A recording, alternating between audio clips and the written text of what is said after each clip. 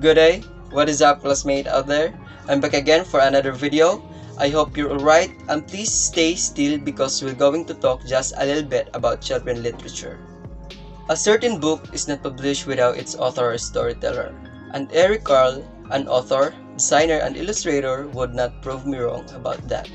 Born in Syracuse, New York in 1929, Eric Carle moved with his parents to Germany when he was 6 years old. He was educated there and graduated from the prestigious art school, the Akademie der Bildenden Künste in Stuttgart. But his dream was always to return to America, the land of his happiest childhood memories. So, in 1952, with a fine portfolio in hand and $40 in his pocket, he arrived in New York. Soon he found a job as a graphic designer in the promotion department of the New York Times. Later, he was the art director of an advertising agency for many years.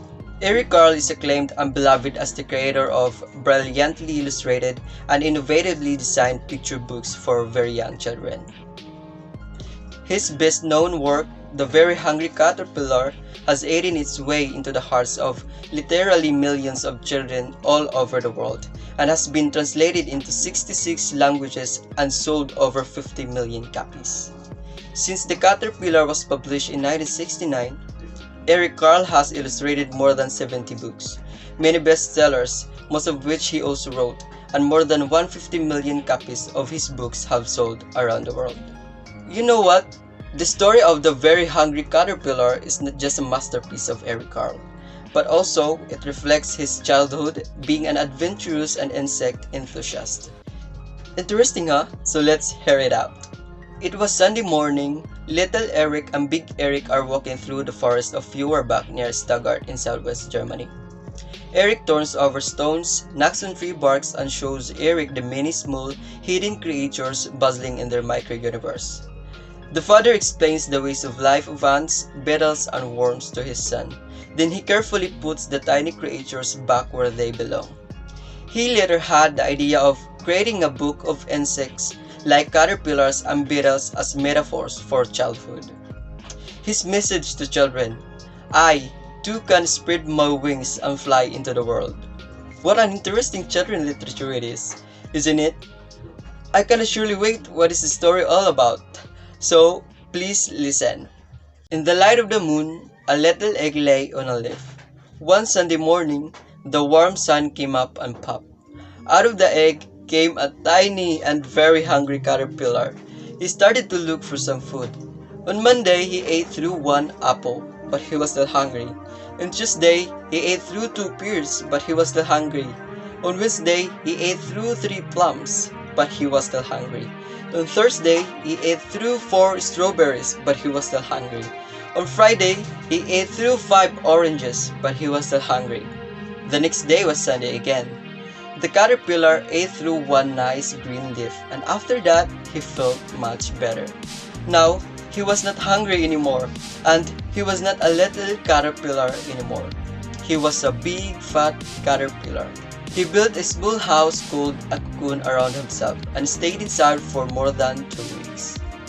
Then, he nibbled a hole in the cocoon, pushed his way out, and finally, he was a beautiful butterfly. He was the most beautiful, most gorgeous butterfly of all. Also, he had multicolored wings. This short story of Eric Carle is filled with moral questions on the topics of self-control, well-being and happiness and growth and change. The caterpillar eats more and more with each passing day until it does not feel good. It takes eating a nice leaf to make him feel better. This change in diet allowed the caterpillar to build a cocoon and grow into a butterfly. The first set of questions prompts children to dive into the virtue of self-control. It examines the inherent value and importance self-control can have on our lives. These questions aim at juxtaposing the pleasure gained from consuming something like sweets versus the benefits gained from refraining to succumb to these pleasures. In the story, the caterpillar eats a lot of unhealthy food that makes him feel bad. Similarly, in life, we sometimes overconsume something that makes us feel bad afterwards. The virtue of self-control helps with preventing this scenario from ever happening. It helps us tell the difference between good and bad decisions and habits. Furthermore, when discussing self-control, it is important to emphasize that freedom of choice does not mean that one can do whatever he or she wishes. All actions have consequences. No one told the caterpillar that eating all that food would be bad for him. In life, we are often left to our own devices to determine what is good or bad for us. A time comes when our parents cannot look after us all the time. It is up to us to tell the good decisions from the bad ones. The second set of questions deals with well-being and happiness. In the story, the caterpillar felt happy while eating all that food. Similarly in life, satisfying our wants pleases us. However, this feeling is short-lived and soon we need more to satisfy our wants or cravings. This question set aims to draw the distinction between pleasure gained by satisfying our desires and happiness gained by attending to our well-being. Furthermore, these questions aim to spark discussion about why attending to our well-being through activities such as exercising and healthy dieting is harder than just satisfying our cravings or desires. The third set of questions deals with growth and change. The tiny caterpillar emerged from his egg very hungry and looking for food.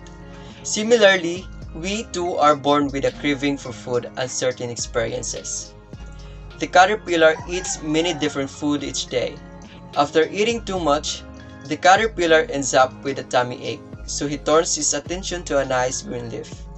Sometimes, negative experiences like feeling poorly from eating too much junk food can spur us to change or grow. What an interesting talk!